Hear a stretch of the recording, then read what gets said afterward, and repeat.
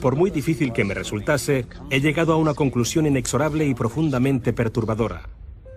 Creo que una élite de personas, junto con las compañías que dirigen, han conseguido controlar no solo nuestra energía, el suministro de alimentos, la educación y la sanidad, sino cada una de las facetas de nuestra vida. Y lo hacen controlando el mundo de las finanzas, pero no crean más valor, sino que en realidad controlan la fuente del dinero.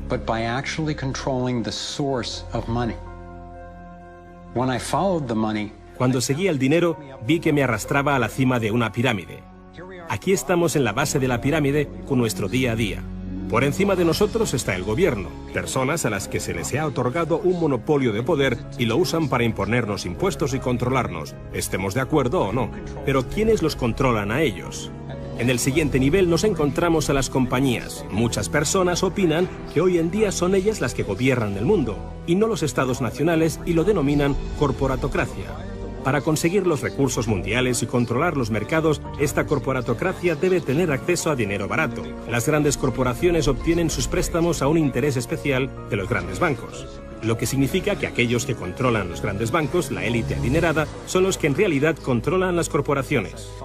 Mientras seguía el dinero me di cuenta de que casi todas las ideas que tenía acerca del capital no son ciertas. Es curioso el hecho de que nos planteamos muy pocas preguntas sobre cosas cotidianas, como por ejemplo, cuando vamos a un banco y pedimos un préstamo de, digamos, $50.000 o 50.000 libras. ¿Qué pasa en realidad? Veamos. Muchas personas viven la vida basándose en unas ideas que se alejan mucho de la realidad. Lo que en realidad pasa es que si pides 50.000 libras, escriben que en tu cuenta hay 50.000 libras. Eso es todo lo que hacen. No acuñan monedas ni imprimen billetes. No recurren a ningún metal precioso. Simplemente escriben en una pantalla de ordenador que tu cuenta tiene 50.000 libras. Desde ese momento empiezas a pagar intereses sobre una cantidad de dinero que nunca ha existido, que no existe y que no existirá. Resulta que los bancos prestan unas 9 veces más dinero que la cantidad que en realidad guardan en sus cámaras. Y esto es posible gracias al préstamo conocido como reserva fraccionaria. Funciona de la siguiente manera. A la Reserva Federal, o al Banco Central de cualquier país, se le permite determinar la cantidad de dinero que un banco debe tener en sus reservas. En los Estados Unidos, ahora mismo es más o menos un 10%. Así que si depositas $10.000 en el banco separa el 10%, es decir, $1.000, y luego opera en el mercado con el resto. Por ejemplo, ahora llega otra persona al banco y pide un préstamo de $9.000 para comprarse un coche. En ese momento, el banco presta $9.000 del depósito que tú habías creado. Los $9.000 desaparecen. Entonces, la persona que solicita el préstamo paga al vendedor del coche y éste ingresa la cantidad en otro banco que forma parte del mismo sistema bancario central. Estos $9.000 se consideran un nuevo depósito y así continúa el proceso sucesivamente. El dinero se vuelve a depositar y se vuelve a prestar hasta que el depósito inicial de $10.000 se convierte en $100.000. El sistema bancario acaba de crear $90.000 simplemente prestando el dinero. Aparentemente todo empezó con los orfebres del siglo XVII, cuando la gente acudía a ellos para comerciar con oro.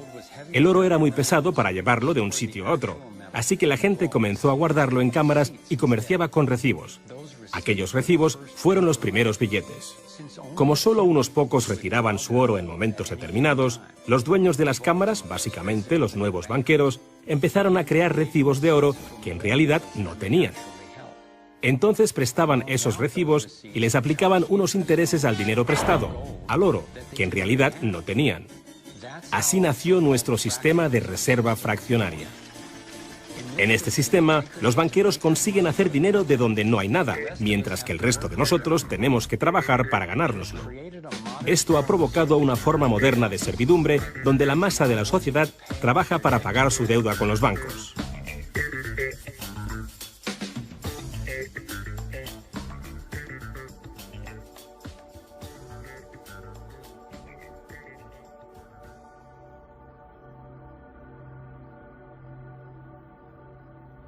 Bajo este esquema de reserva fraccionaria, inevitablemente nos hemos convertido en esclavos de la deuda de una élite financiera que nos gobierna. no porque sean mejores o más inteligentes que nosotros, sino porque han manipulado el sistema para beneficiarse de una gran parte de la gente de este planeta. Catherine Austin Fitts es experta en este tema. Fue ayudante del Departamento de Vivienda y Desarrollo Urbano de Estados Unidos bajo el mandato del presidente George Bush Sr. y luego asesora de la administración de Clinton. Imaginemos el juego del Monopoly. Ahora quieres comprar el Paseo del Prado. Lo que puedo hacer continuamente es imprimir dinero, darme más y más dinero, disminuir el valor de tu moneda al imprimir cada vez más. Da igual lo duro que estés trabajando o el éxito que tengas. Al final, siempre te puedo comprar y no me cuesta nada. Pero ¿cómo se explica que si vosotros o yo mismo fabricamos billetes, se nos acuse de falsificación? Pero si lo hacen los bancos, entonces sea un incremento de la masa monetaria. ¿Cómo han conseguido los bancos este poder? Esto es Jekyll Island, donde en 1910, representantes de los Rockefeller, los Rothschild, los Morgan y otros banqueros privados se reunieron en secreto para preparar la legislación que crearía la Reserva Federal. Ed Griffin se encargó literalmente de escribir un libro sobre lo que pasó en Jekyll Island. Los bancos centrales son como carteles bancarios, quienes se han asociado con los respectivos gobiernos de los países donde operan y se les ha otorgado un poder monopolístico sobre la creación del suministro monetario del país. Eso fue lo que los políticos les ofrecieron como regalo, se podría decir, a cambio de la asociación. Y a cambio, ¿qué ofrecen los banqueros a los políticos? Les prometen crear dinero de la nada, ahora que tienen esa potestad para hacerlo cada vez que el gobierno lo necesite. Y desde 2008 hemos presenciado la mayor impresión de dinero falso de la historia.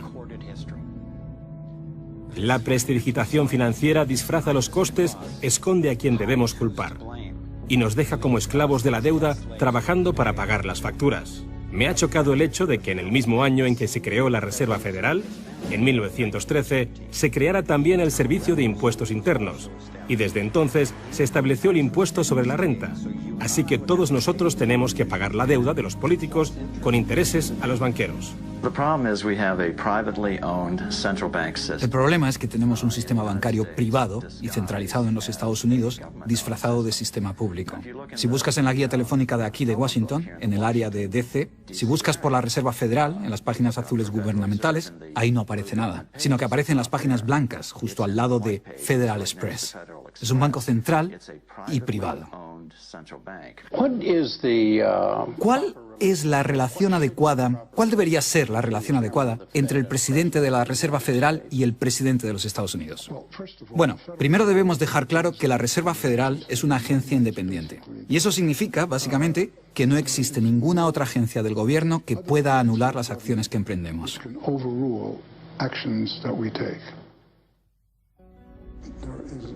Que no existe ninguna otra agencia del gobierno que pueda anular las acciones que emprendemos.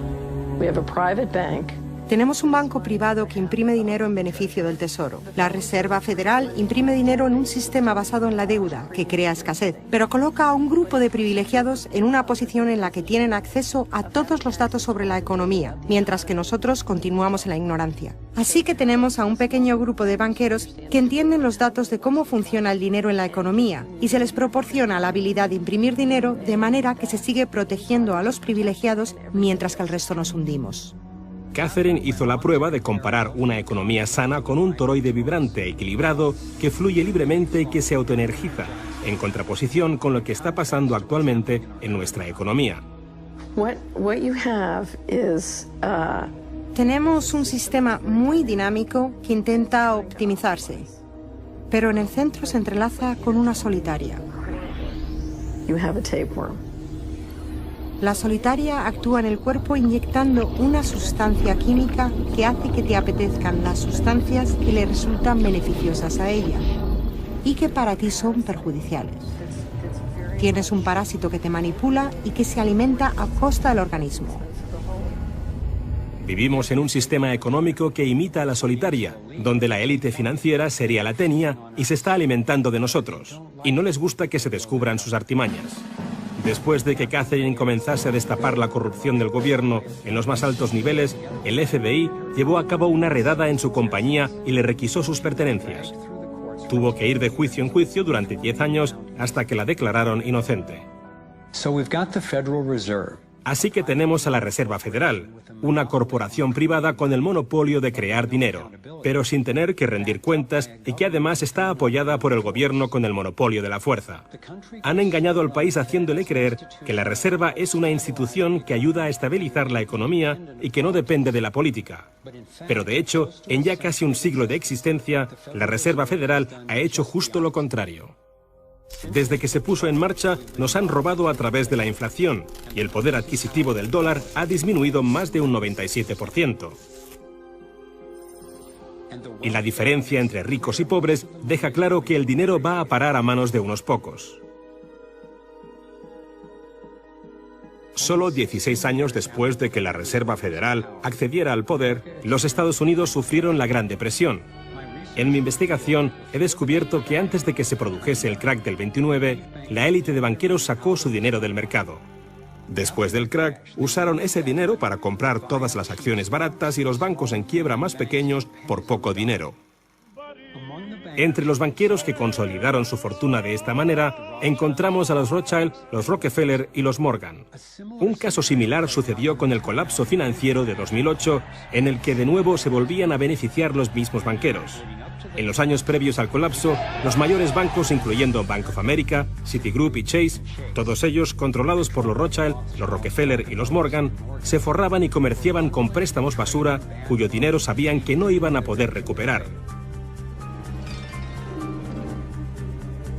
Es como colocar unas naranjas podridas en una caja y venderlas como si fuesen de la mejor calidad. Los que habían embalado ese producto sabían que tarde o temprano alguien abriría la caja y vería que no contenía nada de valor, ya que al fin y al cabo ellos habían empaquetado dichas cajas. Cuando las naranjas podridas, lo que conocemos como créditos basura, los derivados y las coberturas por incumplimiento crediticio se descubrieron finalmente, acabó por afectar a todo el mundo. La gente empezó a perder sus casas, trabajos, negocios y fondos de jubilación. Mientras tanto, los grandes bancos, que fueron los que en realidad crearon el problema, fueron los únicos a los que rescataron. ¿Y eso por qué? ¿Por qué iba la Reserva Federal a dar a los bancos billones de dólares aunque la mayoría de los estadounidenses estuviera en contra de que los rescatasen? ¿Y por qué no ayudaron a los más necesitados en vez de ayudar a los que perpetraron el colapso financiero? Mi investigación me llevó a la conclusión de que las mismas personas que crearon la Reserva Federal, los Rothschild, los Rockefeller y los Morgan, todavía la controlaban y utilizaban esta estructura para salvarse a nuestra costa.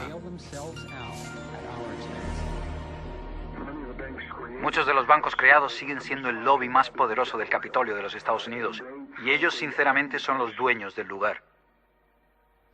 Estoy convencido de que el reciente colapso financiero de 2008 fue el resultado de un esquema de inflar y tirar orquestado, diseñado y ejecutado por los grandes banqueros para consolidar sus fortunas y su poder. David Icke nos explica cómo ve los denominados ciclos comerciales de la Reserva Federal. Fase 1 es como lanzar el sedal. Fase 1, colocas un montón de dinero, unidades de intercambio en circulación. Para ello, bajas los intereses y concedes muchos préstamos. Esta es la parte del ciclo que denominamos boom. Como hay muchas unidades de intercambio en circulación, hay un montón de dinero que cambia de manos, que genera una gran actividad económica. Eso genera empleo y como se gasta más y más dinero, aumenta la demanda. Así que las compañías solicitan más créditos de dinero recién salido del horno para aumentar su producción. La gente coge confianza a su rutina.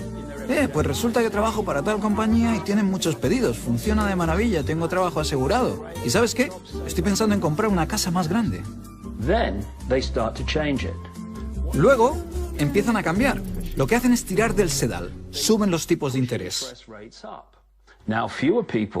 Ahora, cada vez hay menos personas que consiguen los créditos porque las condiciones de concesión se han endurecido. Y también, al aumentar los tipos de interés, una gran parte del salario de las personas se destina a pagar esa subida de los intereses y no al consumo. De repente, ya no hay tanto dinero en circulación y, por tanto, se compran menos cosas. Los beneficios de las compañías empiezan a disminuir, empiezan a reducir los puestos de trabajo y algunas comienzan a cerrar. La gente pierde sus trabajos. Ya no pueden pagar las hipotecas de esas grandes casas que se habían comprado cuando todo iba bien. Ahora los bancos empiezan a recoger el sedal, porque mientras la gente se declara en bancarrota, tanto las compañías como las personas, los bancos se quedan con las fortunas que sí que son de verdad. Con las propiedades, las tierras, los recursos que habían puesto como aval para que simplemente les prestasen unas cifras que solo aparecían en la pantalla del ordenador. Y llevamos siglos con este ciclo económico de tirar el sedal y recoger, de inyectar una gran cantidad de dinero en circulación, de hacerlos picar. Y lo que se ha hecho en realidad es robar. Y se ha propiciado que se acumule la verdadera riqueza del mundo en manos de unos pocos.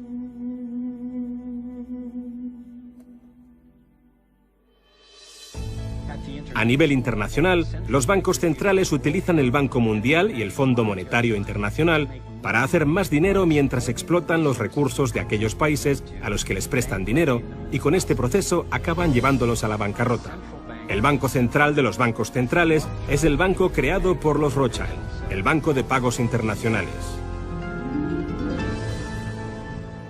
La élite se está posicionando para controlar el acceso a prácticamente todo lo que necesitamos para sobrevivir. Da igual a qué parte del mundo vayas, porque el dinero está controlado por el sistema bancario. Ellos deciden si la gente come o no come. ¿Quién se convierte en multimillonario y quién sobrevive con menos de $1 al día? El que controla el dinero, controla el mundo. Y muy pocas personas controlan el dinero.